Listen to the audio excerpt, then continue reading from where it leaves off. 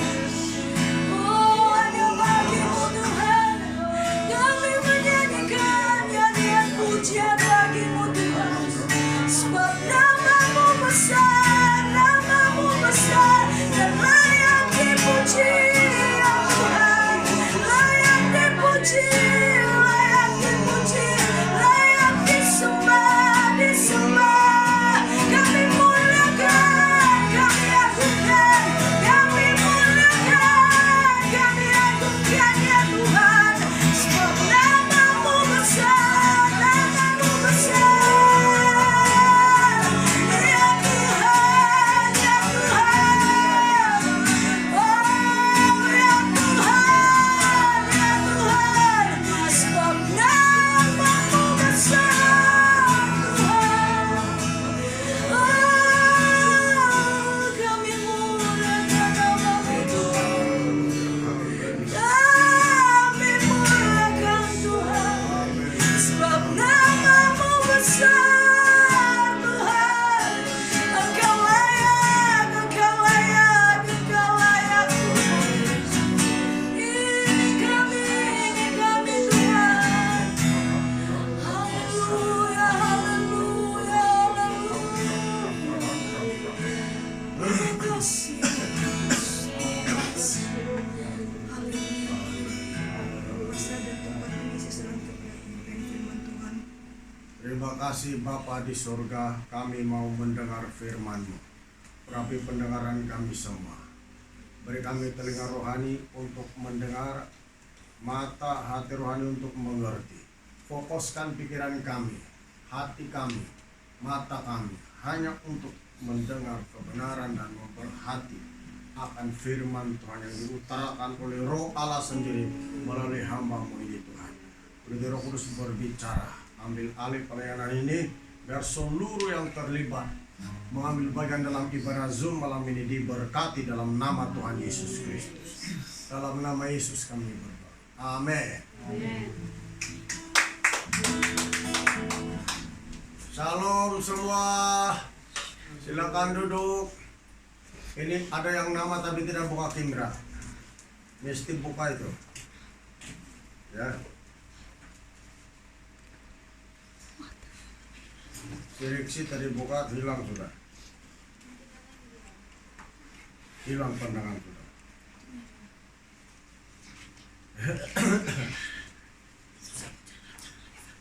Oke, shalom semua, selamat malam. Selamat beribadah. Nah, malam ini saya berikan temanya Roh Kudus ya bekerja sesuai dengan firman Tuhan. Dengar betul-betul. Bila kita mendengar firman Tuhan, jangan kita hanya mendengar saja. Tapi bila kita mendengar firman Tuhan, harus dengar betul-betul dan buat dalam kehidupan kita. Maka itu akan membawa perubahan yang besar dalam hidup kita. Akan membawa pertumbuhan iman, bahkan rohani kita. Kalau kita hanya mendengar saja, tetapi kita tidak membuat apa yang kita dengar tentang firman Tuhan, bertahun-tahun kita menjadi orang Kristen pun, itu juga hidup rohani kita. Atau itu juga iman kita. Tidak ada peningkatan, tidak ada perubahan, ya, akibat daripada melalaikan melaksanakan firman Tuhan dalam kehidupan kita sehari-hari. Sebab itu firman Tuhan itu apabila Anda dengar harus dilaksanakan, harus dibuat, jangan tidak dibuat. Bila Anda tidak buat, itu akan menjadi orang Kristen yang biasa-biasa saja. Dan itu akan menjadi permainan yang roh jahat yang demikian, tapi harus buat, ya. Oke. Temanya malam ini Roh Kudus bekerja sesuai dengan firman Tuhan. Efesus 6 ayat 17. Ya, kita lihat dalam Efesus pasal 6 ayat 17. Demikian bunyi firman Tuhan. Dan terimalah ketepung keselamatan dan pedang roh, yaitu firman Allah. Jadi firman Allah itu adalah pedang roh. Ya, firman Allah itu adalah alat Roh Kudus, ataupun Roh Kudus bekerja sesuai dengan firman Tuhan. Jadi Roh Kudus itu dia bekerja sesuai dengan firman Tuhan. Bagaimana firman Tuhan itu telah ditulis oleh Roh Kudus dalam suratan Petrus bilang, demikianlah dia bekerja. Firman Tuhan bekerja menurut Roh Kudus, bekerja menurut firman Tuhan. Dia tidak akan bekerja tanpa firman Tuhan, ya, tanpa kebenaran firman Tuhan yang tertulis dalam Alkitab. Makanya orang Kristen itu harus percaya bahwa Roh Kudus itu bekerja sesuai dengan firman Tuhan. Dan Roh Kudus juga yang akan menyampaikan kebenaran firman Tuhan kepada gereja melalui firman Tuhan. Ya, Wahyu pasal 3. Mari kita buang Wahyu pasal 3. Kitab Wahyu pasal 3. Ayat yang ke-22. Ya. Kitab Wahyu pasal 3 ayat yang ke-22. Siapa bertelinga hendaklah ia mendengarkan apa yang dikatakan Roh kepada jemaat-jemaat. Jadi dalam 7 jemaat ini, ya, dalam Wahyu ini Peleta Yohanes di Pulau Patmos, ya, tiap kali pengakhiran kata-kata itu dikatakan barang siapa bertelinga hendaklah ia mendengar apa yang dikatakan oleh Roh kepada jemaat-jemaat. Jadi memang firman Tuhan yang disampaikan, tapi yang berbicara, yang menyampaikan firman Tuhan itu adalah Roh Allah sendiri.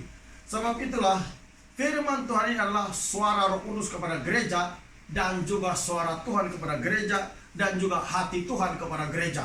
Makanya jemaat Tuhan, firman Tuhan harus didengar dan dibuat, dilaksanakan, dilakukan dalam kehidupan sehari-harian. Jangan tidak dibuat. Supaya iman kita itu boleh bertumbuh, boleh maju. Itu yang mengakibatkan iman orang tidak akan bertumbuh, karena tahu banyak firman Tuhan tapi tidak dilaksanakan. Waktu mendengar, kita bilang amin. Sesudah berhenti, sesudah keluar daripada persekutuan, firman Tuhan tidak lagi menjadi dasar kehidupannya. Sebab itu saya katakan firman Tuhan itu yang sangat penting, dan Roh Kudus yang berbicara melalui firman Tuhan. Ya, sebab itulah Roh Kudus juga bekerja melalui firman Tuhan. Jadi tanpa firman Tuhan bagaimana Roh Kudus bekerja? Kemudian kita lihat bagaimana firman Tuhan itu, ya, bagaimana firman Tuhan itu menjadi suara Roh Kudus kepada gereja. Juga suara Tuhan, sebab dari Tuhan dan hati Tuhan kepada gerejanya, seperti yang saya katakan tadi. Mari kita lihat dalam Yohanes pasal 16 ayat 14 hingga 15. Yohanes pasal 16 ayat 14 hingga 15. Yohanes pasal 16 ayat 14 hingga 15. Ia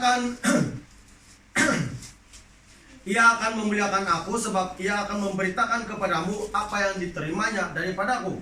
Segala sesuatu yang Bapa punya adalah aku punya. Sebab itu aku berkata, ia akan memberitakan kepadamu apa yang diterimanya daripadaku. Yesus bilang, itu Roh Kudus memuliakan nama Tuhan Yesus. Ya, bukan menyesatkan, tapi memuliakan nama Tuhan Yesus. Dan Roh Kudus itu akan menyampaikan kabar baik atau firman Tuhan kepada gerejanya, kepada orang-orang percaya, melalui apa yang dia dengar daripada Tuhan, melalui firman Tuhan yang dia terima daripada Tuhan. Sebab itulah dalam pekerjaan Roh Kudus tidak ada penyesatan, ya, kecuali kita bermain-main dengan Tuhan. Sebab Tuhan Yesus bilang, Roh Kudus itu memuliakan namanya, dan dia tidak akan sampai sembarang firman Tuhan. Dia tidak akan sampai sembarang kebenaran kalau bukan dia terima daripada Tuhan sendiri. Ayat 15 bilang, segala sesuatu yang Bapa punya adalah aku punya. Sebab itu aku berkata, ia akan memberitakan kepadamu apa yang diterimanya daripadaku. Roh Kudus hanya menyampaikan firman Tuhan kepada gereja, apa yang dia terima daripada Tuhan. Sebab itu peranan yang terbesar dalam gereja Tuhan atau orang-orang percaya zaman ini adalah pekerjaan Roh Kudus dalam diri kita. Dalam keadaan sekarang, apakah masih ada Roh Allah dalam hati kita? Apakah Roh Allah masih mendorong hati kita untuk tetap kuat, tetap bersemangat, tetap berapi-api untuk melayani Tuhan, mentaati firman Tuhan, berdoa, dan sebagainya? Sebab Roh Kudus adalah peranannya sangat penting. Ya, sebab itu Yesus bilang, Roh Kudus itu memuliakan nama Tuhan. Jadi Roh Kudus itu bekerja melalui firman Tuhan. Ayat 14 tadi bilang, ia akan memuliakan aku, sebab ia akan memberitakan kepadamu apa yang diterimanya daripadaku. Segala sesuatu yang Bapa punya adalah aku punya. Sebab itu aku berkata, ia akan memberitakan kepadamu apa yang diterimanya daripadaku. Jadi jelas sekali, Roh Kudus memberitakan kepada kita apa yang diterimanya daripada Tuhan. Jadi firman Tuhan adalah suara Roh Kudus dan juga suara Tuhan kepada gerejanya. Sebab itu firman Tuhan adalah dasar segala sesuatu. Dan Roh Kudus adalah penggerak utama kebenaran firman Tuhan, penggerak utama kebangunan rohani, penggerak utama api di dalam hati setiap orang yang percaya. Tanpa Roh Kudus, semangat orang percaya akan menurun. Tanpa Roh Kudus, semangat orang untuk mentaati Yesus akan menurun. Tanpa Roh Kudus, semangat orang untuk tetap mencari Tuhan, semangat orang untuk tetap berdoa, semangat orang untuk mengasihi Tuhan Yesus akan luntur, akan hilang. Hilang semangat sama sekali tanpa Roh Kudus. Sebab itu Roh Kudus itu sangat penting. Sampai lah. Ya, Roh Kudus itu sangat penting. Sebab ingat, Roh Kudus inilah yang tinggal di dalam diri kita untuk memimpin kita kepada seluruh jalan kebenaran. Sebab itu Roh Kudus itu tinggal di dalam diri setiap orang percaya. Dia tinggal di dalam hati kita, ya. Dia tinggal dalam hati kita. Mari kita baca dalam ayat yang ke-13. Yohanes 16 ayat 13. Tetapi apabila ia datang, yaitu Roh kebenaran, ia akan memimpin kamu ke dalam seluruh kebenaran. Sebab ia tidak akan berkata-kata dari dirinya sendiri, tetapi segala sesuatu yang didengarnya, itulah yang akan dikatakannya. Dan ia akan memberitakan kepadamu hal-hal yang akan datang. Nah, itulah dia Roh Kudus. Roh Kudus yang tinggal dalam hati kita akan memimpin kita kepada seluruh kebenaran. Dia pimpin kita kepada seluruh kebenaran. Bagaimanakah hati kita kepada Tuhan, bagaimana mengenal Yesus, bagaimana beribadah yang berkenan kepada Tuhan, Roh Kudus akan memimpin kita. Ya, Roh Kudus akan memimpin kita. Jadi pastikan bahwa ada Roh Allah di dalam hati kita. Ya, jadi mungkin kita berpikir orang Kristen yang sudah berbahasa roh adalah orang yang dipenuhi Roh Kudus. Ya, betul. Tapi bukan itu saja tanda dia, ada tanda lainnya. Ya, sebab kenapa perlu ada tanda lainnya? Sebab setan pun berbahasa roh. Hati-hati. Dan kalau kita berbahasa roh, tapi tanda-tanda lainnya Alkitab tuntut itu tidak ada dalam diri kita, nah itu bahaya itu. Tapi bila kita berbahasa roh, harus ada tanda-tanda dalam Alkitab yang dituntut oleh Alkitab itu berlaku dalam hidup kita. Sebab setan pun ada bahasanya, bahasa rohnya. Manakala bila kita berbahasa roh itu, harus ada tanda lain yang menunjukkan kita itu dipimpin atau dipenuhi dengan Roh Kudus. Karena Roh Kudus itu penggerak utama dalam ibadah kita. Orang tidak akan rajin ke gereja tanpa Roh Kudus di dalam hatinya. Orang tidak akan rajin, ya, orang tidak akan serius ikut ibadah online kalau bukan Roh Allah dalam hatinya. Ya, walaupun dia mau dia pasti akan malas. Tapi kalau Roh Kudus pasti.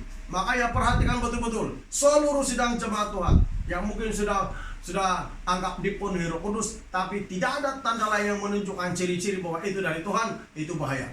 Ya, mari kita lihat pencurahan Roh Kudus. Kisah Rasul pasal 2. Kita bagi pencurahan Roh Kudus pasal 2. Kisah para Rasul pasal 2. Ayat 1 sampai ayat yang keempat. Hari Pentakosta. Ketika tiba hari Pentakosta, semua orang percaya berkumpul di satu tempat. Tiba-tiba turunlah dari langit sesuatu bunyi seperti tiupan angin keras yang memenuhi seluruh rumah di mana mereka duduk. Dan tampaklah kepada mereka lidah-lidah seperti jala api yang bertebaran dan hinggap pada mereka masing-masing. Maka penuhlah mereka dengan Roh Kudus, lalu mereka mulai berkata-kata dalam bahasa-bahasa lain, seperti yang diberikan oleh Roh itu kepada mereka untuk mengatakannya. Haleluya! Tanda berbahasa itu adalah tanda orang dipenuhi dengan Roh Kudus. Tapi jangan melihat di situ saja. Sebab sesudah mereka dipenuhi oleh Roh Kudus, apa yang berlaku dalam kehidupan orang-orang percaya? Ya, sesudah mereka dipenuhi Roh Kudus, apa yang berlaku dalam kehidupan mereka? Apa yang mereka buat? Mari kita lihat cara hidup jemaat yang pertama. Kisah Rasul 2 ayat 41 sampai 46. Kita belajar di sini. Kisah Rasul pasal 2 ayat 41. Cara hidup jemaat yang pertama. Nah, inilah dia. Sesudah pencurahan Roh Kudus, mereka semua berbahasa roh. Ya, itu tanda dipenuhi Roh Kudus. Alkitab bilang mereka penuh dengan Roh Kudus dan mereka berbahasa roh. Jadi itu bahasa roh, tanda dipenuhi Roh Kudus. Memang tanda dipenuhi Roh Kudus. Tapi tidak berhenti di situ saja. Sebab kalau berhenti di situ saja, banyak orang menipu dirinya sendiri. Ya, banyak orang ambil alasan itu bahwa dia sudah dipenuhi Roh Kudus, tetapi tidak. Sebab setan pun ada bahasa rohnya, jangan main-main. Oke, ayat 41. Kisah Rasul 2 ayat 41. Orang-orang yang menerima perkataan itu memberi diri dibaptis, dan pada hari itu jumlah mereka bertambah kira-kira 3.000 jiwa. Mereka bertekun dalam pengajaran rasul-rasul dan dalam persekutuan, dan mereka selalu berkumpul untuk memecahkan roti dan berdoa. Ini salah satu ciri-cirinya. Apa dia bilang? Mereka bertekun dalam pengajaran rasul-rasul dan dalam persekutuan. Bertekun dalam pengajaran rasul-rasul, artinya bila dia diajar firman Tuhan, dia mendengar, dia mengaminkan, dia mentaati, dia mengikutinya. Dan dalam perkumpulan dia bilang ada dorongan yang kuat dalam hatinya untuk bersekutu dengan Tuhan, berkumpul dengan saudara seiman. Ada dorongan, bukan dipaksa-paksa, bukan diperingatkan, tapi sendiri ada dorongan. Roh Kudus itu yang tinggal dalam hatinya. Ini ciri-cirinya, ada dorongannya untuk mentaati firman Tuhan. Amin. Itu ciri-ciri dia itu dipenuhi Roh Kudus. Kau dipenuhi Roh Kudus tapi kau tidak taat firman Tuhan, kau bermusuh dengan orang lain. Roh setan lah itu kalau begitu, bukan Roh Kudus. Maka hati-hati. Teruskan, dari ayat 42. Mereka bertekun dalam pengajaran Rasul dan dalam persekutuan, dan mereka selalu berkumpul untuk memecahkan roti dan berdoa. Selalu memecahkan roti dan berdoa, suka berdoa. Ini ciri-ciri dia itu. Di rumah dia ada berdoa, di rumah dia ada membaca Alkitab, karena Roh Kudus yang mendorongnya. Kalau dia tidak buat itu, maka hatinya tidak senang, hatinya tidak tenang. Dan banyak juga orang Kristen yang tidak mau buat itu di rumah. Dia akan ganggu dengan perkara lain, tapi dia tidak hubungan dengan Tuhan. Penting orang Kristen dipenuhi Roh Kudus. Tanpa Roh Kudus memenuhi kita kurang mengasihi Tuhan. Kita kurang mengutamakan Tuhan dalam hidup kita. Itulah penyebab yang utama. Kenapa orang tidak mengutamakan Tuhan begitu terlampau kuat dalam hidupnya, tidak mengutamakan Tuhan lebih daripada segala-galanya? Karena Roh Allah belum memenuhi hidupnya.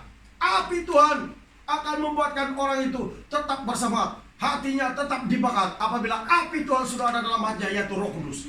Tapi itu ciri-ciri orang yang dipenuhi Roh Kudus itu bukan saja berbahasa roh, tapi di dalam hatinya ada dorongan yang kuat untuk mencari Tuhan, untuk bersekutu dengan Tuhan, untuk berdoa, untuk baca Alkitab. Kalau begini berlaku dalam kehidupan kita, bagaimana keadaan dunia pun semangat Anda tetap kuat di hadapan Tuhan, dan Anda tidak akan takut dengan apapun terjadi. Sebab kita percaya Yesus itu mengasihi orang percaya dan mengenal orang-orang pilihannya. Makanya sebelum antikristus yang dahsyat itu terjadi, yang hebatnya, maka orang-orang kudus sudah diangkat. Jadi buat apa Anda mau takut itu benar? Ya. Jadi mana Roh Kudusnya? Persoalannya, ada kita betul dipenuhi Roh Kudus. Orang semua orang boleh berbahasa roh, tapi walaupun gimana pun bahasanya itu dapat dibuat dari buah pertobatannya, kasihnya, kesabarannya, ketenangan hidupnya di hadapan Tuhan, korbannya, ketundukannya kepada firman Tuhan. Itu ciri-ciri kan pekerjaan Roh Kudus. Ya, dia tidak akan memberontak kepada Tuhan, kepada orang lain, kepada pemimpinnya dan sebagainya. Itu ciri-ciri itu. Nah itu dilihat semua. Dia tidak tinggi hati, dia rendah hati. Kalau kau ditegur tapi kau tidak boleh terima, apa ya? Itu bahaya itu. Kan kita kan sekarang ini mau kejar-kejaran untuk mau masuk surga. Nah, sekaranglah waktunya. Buktikan, jangan kasih putus-putus. Amin. Ayat 42 bilang mereka bertekun dalam pengajaran rasul-rasul dan dalam persekutuan, dan mereka selalu berkumpul untuk memecahkan roti dan berdoa. Maka ketakutanlah mereka semua, sedang rasul-rasul itu mengadakan banyak mujizat dan tanda. Ada kuasa dalam pelayanan, ada kuasa dalam kata-kata, ada kuasa dalam doanya, ada kuasa dalam segala apa yang dilakukan karena ada Roh Kudus memenuhinya. Jadi orang Kristen yang dipenuhi Roh Kudus, ada Roh Allah dalam hatinya. Begini apa Anda mau takut terhadap siapapun? Sedang Roh Kudus di dalam hati, Yesus di dalam hati. Kalau banyak lagi macam-macam itu jemaat Tuhan itu masih dilakukan lagi itu. Ada persediaan yang kurang, ada persekutuan yang kurang dengan Tuhan. Ya. Ayat 43. Maka ketakutanlah mereka semua, sedang Rasul itu mengadakan banyak mujizat dan tanda. Dan semua orang yang telah menjadi percaya tetap bersatu. Dan segala kepunyaan mereka adalah kepunyaan bersama. Lihat, orang percaya ada kesatuan. Tanda-tanda pekerjaan Roh Kudus itu ada kesatuan, bukan bermusuh, ada kesatuan. Bukan bila lihat muka orang lain, bangsa orang lain, ada mulai tidak suka dan mulai cakap begini macam-macam. Oh, tidak sadar, Anda sadar yang kita buat itu merusakkan gereja Tuhan sendiri. Ya, karena bukan semua orang minat dengan orang yang mulutnya celupar mana. Ya, Tuhan sendiri pun tidak suka. Maka kita jaga. Sebab dia bilang di sini dan semua orang yang telah menjadi percaya tetap bersatu. Semua orang percaya ada kesatuan. Namanya ada kesatuan roh. Kalau kita teruskan lagi, kita baca itu sehati sejiwa ibadah, dia ada kesatuan roh. Pikirannya sama, mau maju. Ayat 45. Dan selalu ada dari mereka yang menjual harta miliknya lalu membagi-bagikannya kepada semua orang sesuai dengan keperluan masing-masing. Ini menunjukkan kemurahan hati. Jadi orang yang dipenuhi Roh Kudus itu bukan saja berbahasa roh tapi murah hati. Kalau mau dipenuhi Roh Kudus tapi Anda tidak murah hati, belum lagi itu. Ya, belum lagi betul-betul itu. Ya, mau tambah lagi itu, tambah lagi. Harus murah hati. Ya, harus murah hati itu tanda-tanda ya tanda dipenuhi Roh Kudus. Ya, 46. Dengan bertekun dan dengan sehati mereka berkumpul tiap-tiap hari dalam bait Allah. Nah, lihat itu ada dorongan yang kuat. Ini dia ciri-ciri ada Roh Kudus dalam hati seorang. Ada dorongan yang kuat mencari Tuhan. Ada dorongan yang kuat untuk beribadah. Ada dorongan yang kuat untuk merindui hadirat Tuhan. Ada dorongan yang kuat untuk maju. Ada dorongan yang kuat untuk betul-betul mau menjelidik, mau mencari Tuhan. Sehingga dia menemukan jalan yang sebenarnya bagaimana mencari Tuhan. Sehingga dia menemukan kuasa dalam nama Yesus. Ada dorongan. Karena kalau kita pulang bila kita berhadapan dengan sesuatu yang lain macam dan macam itu Tuhan macam tidak barangkali kita utamakan. Bahaya. Kalau tidak dipenuhi Roh Kudus bahaya. Harus tahu kamu. Sebab itulah gereja harus belajar berdoa. Pulang di rumah belajar berdoa, baca Alkitab. Jangan terlampau layan itu di depan Anda semua itu, kasih buang semua itu. Itu bikin gagal nanti masa depan kita mengikuti Tuhan. Berkat itu penting. Jangan lupa. Kita mau rehat, kita mau makan, kita bekerja, kita mau makan. Tapi kalau kita sedang menutup berkat gara-gara kita tidak mau utamakan Tuhan, itu bahaya. Ayat 46 berkata, dengan bertekun dan dengan sehati mereka berkumpul tiap-tiap hari dalam bait Allah. Mereka memecahkan roti di rumah masing-masing secara bergilir dan makan bersama-sama dengan gembira dan dengan tulus hati. Nah, pertobatan yang tulus, ya, ada ketekunan. Bukan dipaksa-paksa, bukan diperingat.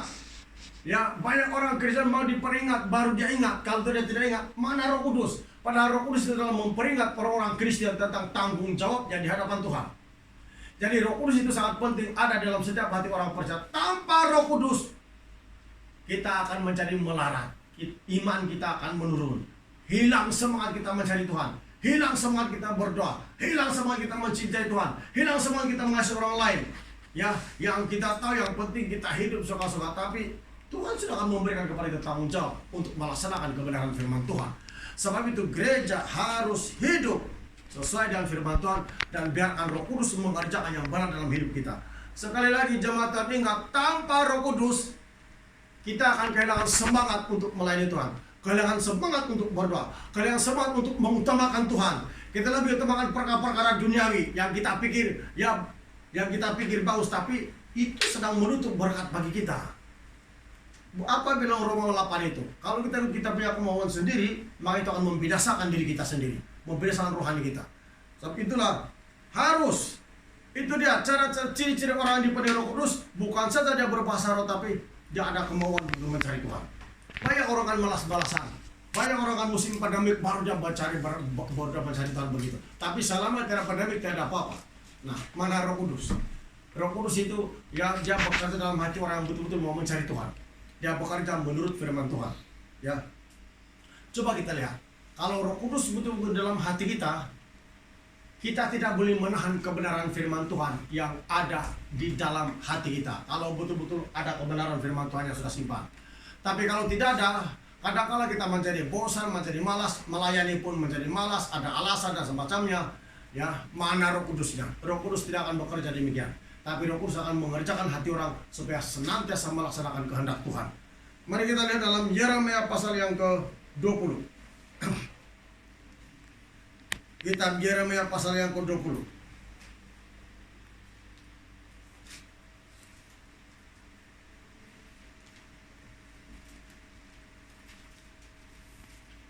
Kitab Yeremia pasal 20 ayat 9. Tetapi apabila aku berpikir aku tidak mau mengingatkan dia dan tidak mau mengucapkan firman lagi demi namanya, maka dalam hatiku ada sesuatu yang seperti api yang menjala-jala, terkurung dalam tulang-tulangku. aku berlelah-lelah untuk menahan, ya tetapi aku tidak sanggup. Apa dia bilang? Dalam hatiku, bilang Nabi Yeremia, ada sesuatu yang seperti api yang menyala-nyala. Itulah dia. Ini pekerjaan Roh Kudus. Nah, kalau Roh Kudus ada di dalam hati orang, kalau Roh Kudus sedang memenuhi hati orang, itu yang berlaku dalam hatinya. Dia lebih condong mencari Tuhan daripada benda-benda di depannya atau perkara duniawi. Itu dia tanda-tanda. Harus kita ubah gaya hidup kita. Kalau kita mau diberkati Tuhan, kalau kita mau dipakai Tuhan, karena kalau kita biarkan diri kita ditawan duniawi, itu yang membinasakan hidup kita. Dunia tidak menjanjikan keselamatan, tapi kebinasaan. Tapi Tuhan menjanjikan keselamatan. Sebab itu sekali saya kasih tahu kepada jemaat Tuhan, kalau di dalam hati kita itu ada dorongan yang kuat untuk mencari Tuhan, tanda-tanda ada Roh Allah itu memimpin kita. Ada Roh Allah yang membuat kita. Kalau kita macam para habis orang mencari hadirat orang patut, tapi kita tidak belum lagi ada apa-apa, itu belum lagi itu. Karena Roh Kudus pasti begitu, karena itulah pekerjaannya. Roh Kudus pasti kerjanya begitu, mendorong orang, membakar hati orang. Tapi Yeremia bilang dia tidak boleh panas, hatinya dibakar oleh api Roh Kudus. Kalau hati orang sudah dibakar oleh api Roh Kudus, semangatnya untuk hidup kudus, semangatnya untuk melayani Tuhan, semangatnya untuk mengasihi orang lain, semangatnya untuk menghormati orang lain, itu akan terjadi. Dia tidak akan pandang muka atau pilih siapapun, karena yang membuatkan dia demikian adalah Roh Kudus. Semangatnya untuk mengusir roh jahat, semangatnya untuk menangkis sakit penyakit, tetap berlaku dalam hidupnya. Kadang-kadang kita itu ada waktu-waktunya, ya. Macam ini hari kita berbisik kira sudah, tapi bila kita berdoa kan kita mau berbahasa roh. Aduh, betul-betul lah.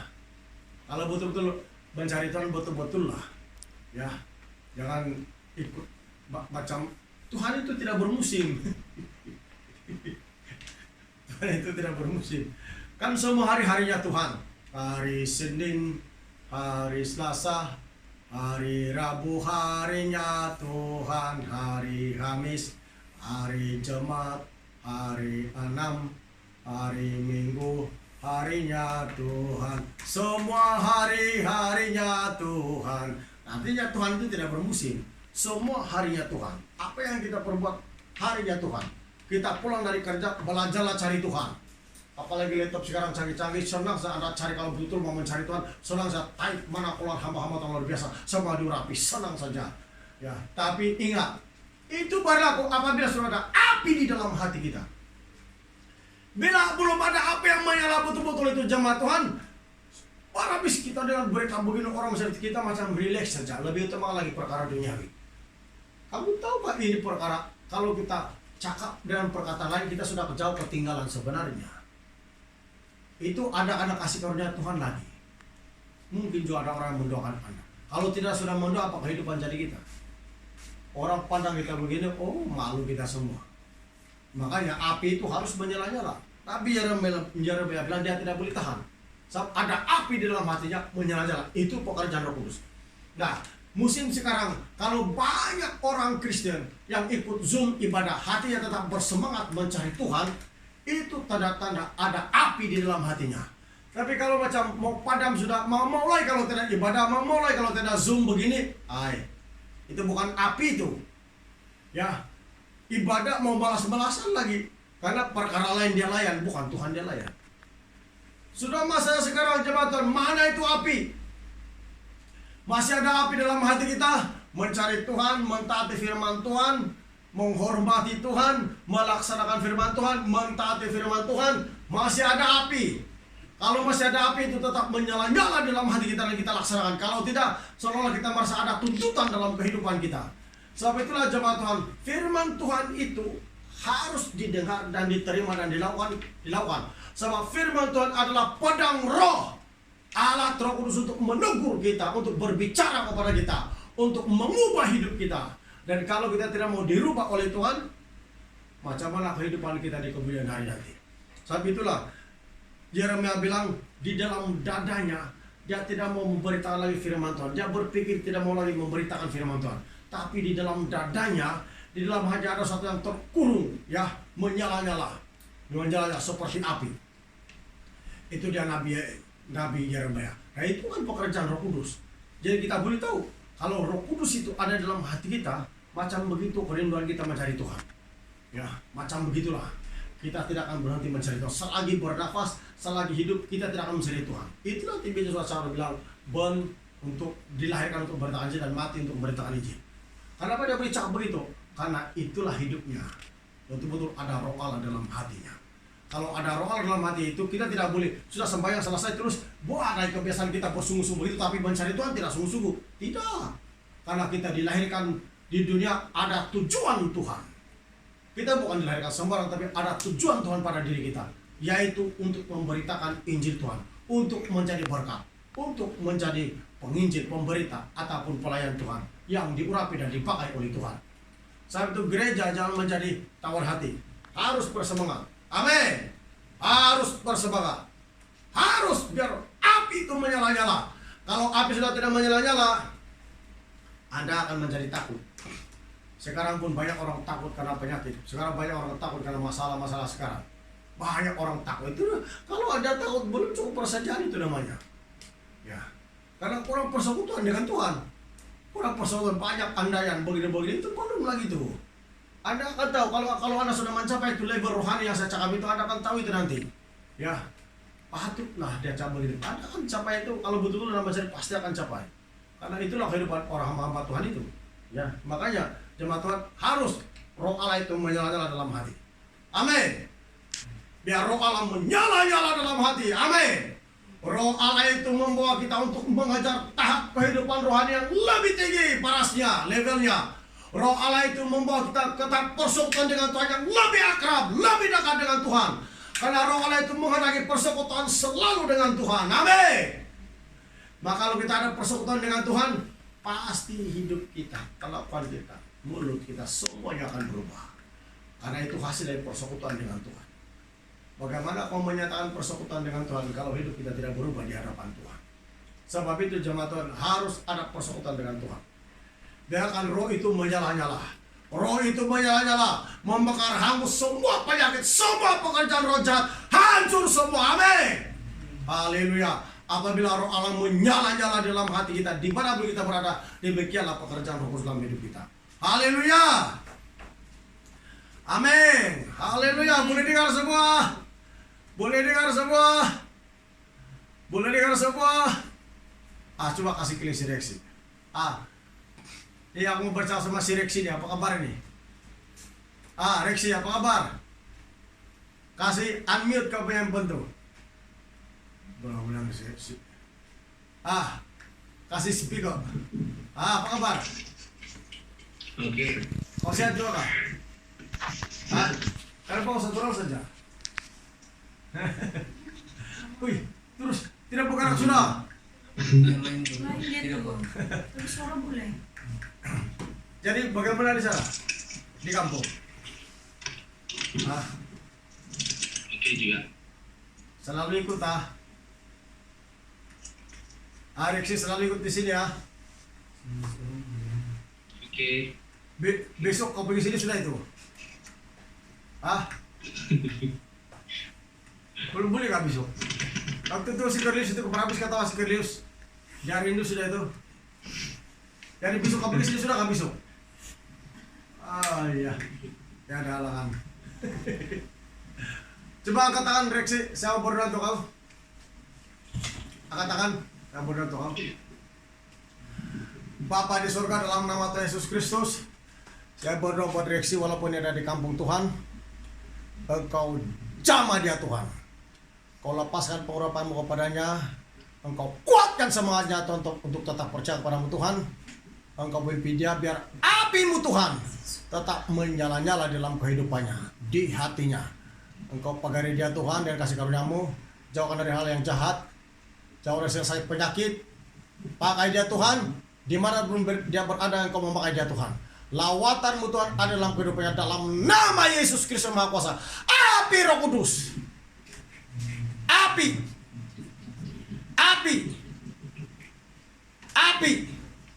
Dalam nama Yesus biar mengalir dalam kehidupannya. Mengalir. Dalam nama Yesus. Amin.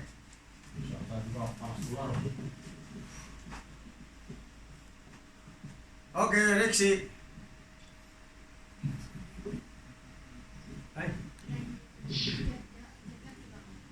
Kau dengar juga kah?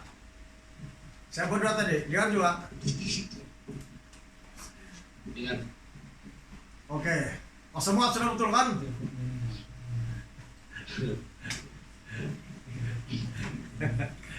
Oke, ke sana lagi. Sebentar lagi.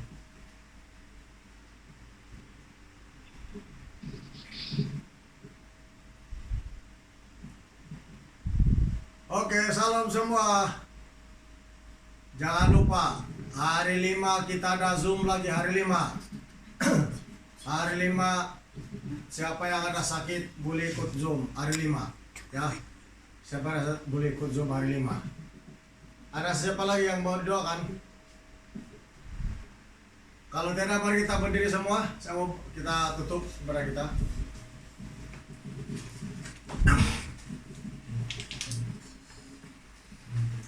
Bapa di surga, dalam nama Tuhan Yesus Kristus yang Maha Kuasa, saya berdoa Tuhan buat seluruh jemaat yang ikut dalam Zoom ini, supaya aliran Roh Kudus mengalir kepada mereka semua, supaya urapan Roh Kudus mengalir kepada mereka semua, supaya api Tuhan ada dimanapun mereka berada dalam nama Yesus Kristus. Api Roh Kudus mengalir kepada mereka, mengalir semua dijamah, api Roh Kudus dalam nama Yesus, dalam nama Yesus, kuasa Roh Kudus turun ke atas mereka semua, api Roh Kudus dalam nama Yesus, berkati mereka Tuhan, buatkan mereka teguhkan dan bangkitkan semangat mereka oleh karya Roh Kudus yang sangat dasar dimanapun mereka berada, dalam nama Tuhan Yesus Kristus. Semua yang sakit sembuh, bebas dari segala ikatan roh jahat dalam nama Yesus. Api Roh Kudus dalam nama Yesus, api, terima api Roh Kudus dalam nama Yesus saya berdoa. Haleluya, amin.